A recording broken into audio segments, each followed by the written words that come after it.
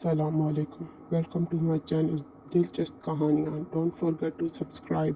Second part. میں دوسرے دن بہترین ڈریسنگ کر کے ان کے پاس پہنچ گیا. وہ اپنی پوری شان کے ساتھ اپنے کمرے میں ہی تھے. آؤ صاحبزادے آؤ، نفیسہ نے مجھے تمہارے بارے میں بتا دیا تھا. جی جناب، میں اس سے زیادہ کیا کہہ سکتا تھا. بیٹھ جاؤ. انہوں نے سامنے والی کرسی کی طرف اشارہ کیا. میں مؤدب ہو کر سامنے بیٹھ گیا. زندگی میں پہلی بار ایسا انٹرویو دے رہا تھا. تم خدا نخواستہ میری بیٹی سے عشق تو نہیں کرنے لگے ہو؟ انہوں نے ایک ایسا سوال کیا کہ میں چکرا کر رہ گیا. میرا خیال ہے کہ کسی بھی باپ نے براہ راست ایسا سوال ہونے والے داماد سے بھی نہیں کیا ہوگا. شرمانے کی ضرورت نہیں، ہاں یا نہ میں جواب دو. عشق کیا جناب، بس نفیسہ مجھے بہت پسند ہے. میں اسے ہر حال میں خوش رکھوں گا. میرا خیال ہے کہ ابھی ہماری گفتگو اتنی آگے نہیں بڑھی کہ تم خوش رکھنے یا نہ رکھنے کی بات کرو، انہوں نے کہا. میں ایک بار پھر چکرا کر رہ گیا. عجیب بے دھڑک انسان تھے.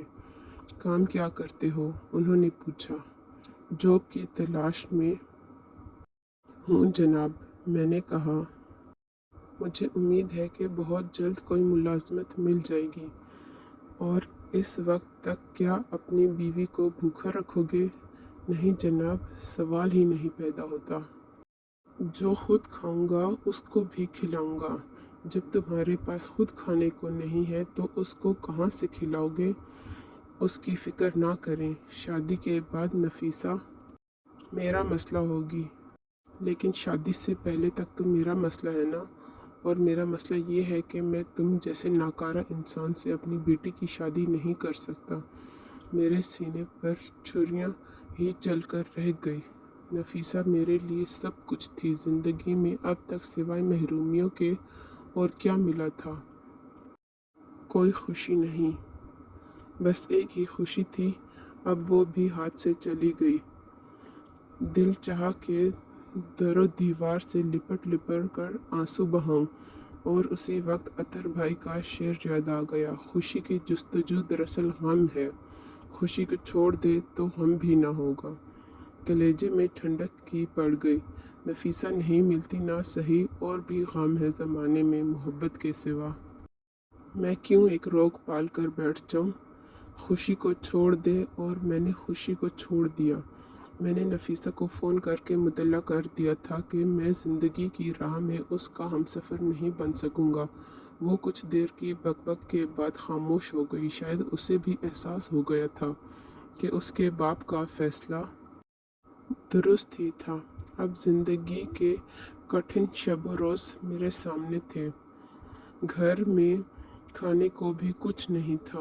میں بھی اپنا کھانا خود ہی بنا لیا کرتا تھا، ورنہ عام طور پر سامنے والے ہوٹل سے جا کر کھا لیا کرتا تھا. میں محلے کی دکان پر پہنچ گیا. دکاندار مجھے دیکھ کر خوش ہو گیا تھا. شاید اسے خیال آیا ہو کہ میں اس کا پچھلا قرضہ ادا کرنے آیا ہوں. تنویر بھائی، چائے تو چلے گی نا؟ اس نے پوچھا. بس 2 منٹ میں آ جائے گی. نہیں بھائی، مجھے اس وقت چائے کی ضرورت نہیں، میں نے کہا. مجھے تو بس 2 کلو آٹا، 1 کلو چینی، کھانے کا تیل دے دو. ابھی لو، پچھلا حساب تو لے کر آئے ہو نا؟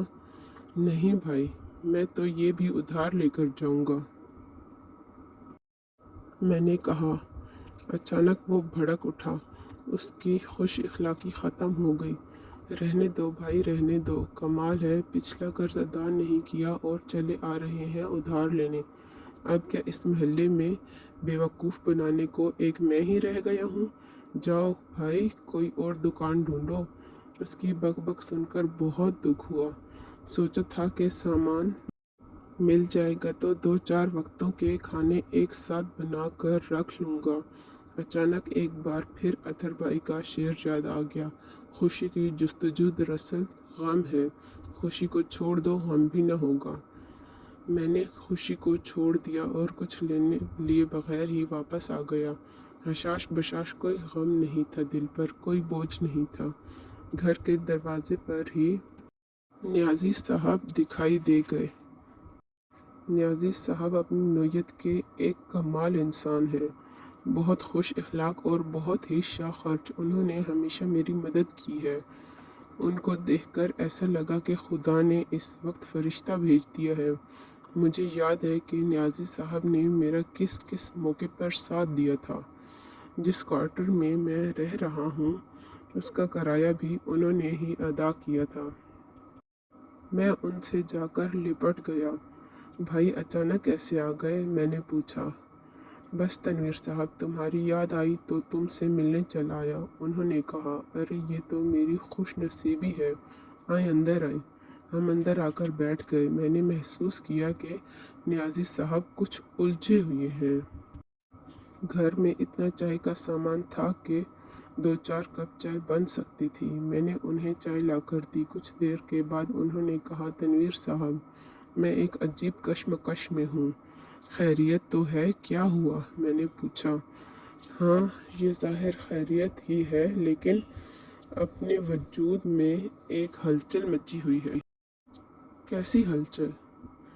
بھائی، بات یہ ہے کہ میں لوگوں کا ساتھ دیتا رہتا ہوں، آج بھی اس ارادے سے گھر سے نکلا ہوں، لیکن ایک عجیب بات ہے۔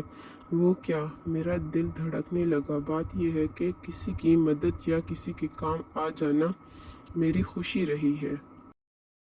میں احسان تو نہیں کہتا، کیونکہ اس میں میری خوشی ہے، لیکن ہوا یہ کہ جن کو میں نے اپنے طور پر خوشیاں دیں انہوں نے غم دیے۔ ایک قول ہے کہ جس پر احسان کرو اس کے شر سے بچو۔ میں خوشی کی جستجو میں رہتا تھا، اور ایسی خوشی مجھے کسی کے کام آ کر ہی ملتی تھی۔ آج بھی گھر سے 50,000 لے کر نکلا ہوں۔ ارے نیازی صاحب، یہ تو آپ کی بڑائی کی دلیل ہے، ورنہ اس زمانے میں کون کسی کا ساتھ دیتا ہے؟ انہوں نے باتوں باتوں میں مجھے ایک شعر سنا دیا۔ واہ، یہ تو اچھی بات ہوئی۔ ویسے وہ شعر کیا تھا؟ انہوں نے باتوں باتوں میں مجھے ایک شعر سنا دیا۔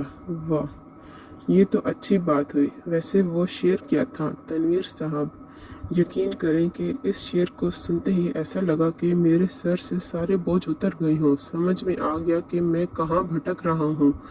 واہ صاحب، پھر تو بہت مبارک شعر ہوا۔ مجھے بھی سنائیں شعر۔ اگر آپ کو یہ ویڈیو اچھی لگی ہو تو اس کو لائک کر دیجیے گا۔ Thanks for watching.